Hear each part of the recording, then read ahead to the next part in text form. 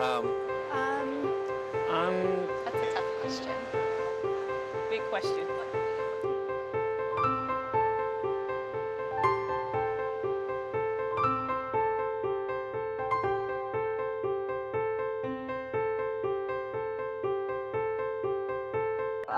If I did have unlimited funding, first of all, I think I'd be very glad that some of the pressure would be taken away so that I could focus on what I'm interested in and having more time for doing that.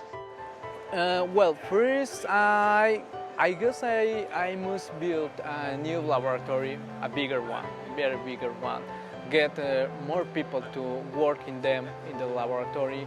A lot of people, students, and other co-workers, doctoral co-workers, to help to join a better group, a better team.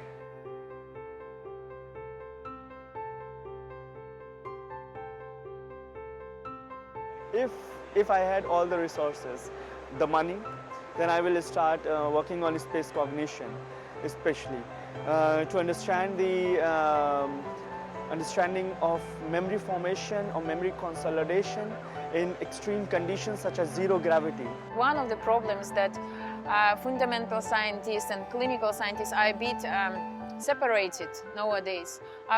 If I would have that big amount of money, I would build a big institute or even hospital, and I would connect fundamental studies with the clinical studies, clinical neuroscience, together with the patients, with beds, patients, and together with fundamental scientists. I think this would bring very big impact on treatment of disorders. I would love to one day, when I'm creating my own experiments, I hope to be working on insight and that aha moment. I just love how the brain can create something completely unique and new practically from thin air. I just think it's incredible that the mind and the brain can be working completely separate from your consciousness to be solving the same problem. So it's almost like two people working on the same project. I just love the individuality of the brain itself. So then I would probably create like a national autism center so that you can get data or pathology data from everywhere, because a lot of problem with pathology studies is that you only get so many subjects. You'll have like 9 subjects in a study, but you need 50 or 100 to really get conclusive data. And so if you started a national autism center, I think that would contribute more to what is autism and how is it being generated.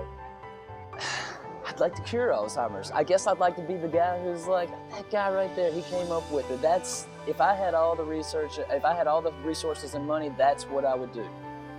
That's the legacy. How would I go about it? I'd have to start one terrific lab, and I'd have to have, you know, a lot of brilliant minds, but I think it could be done.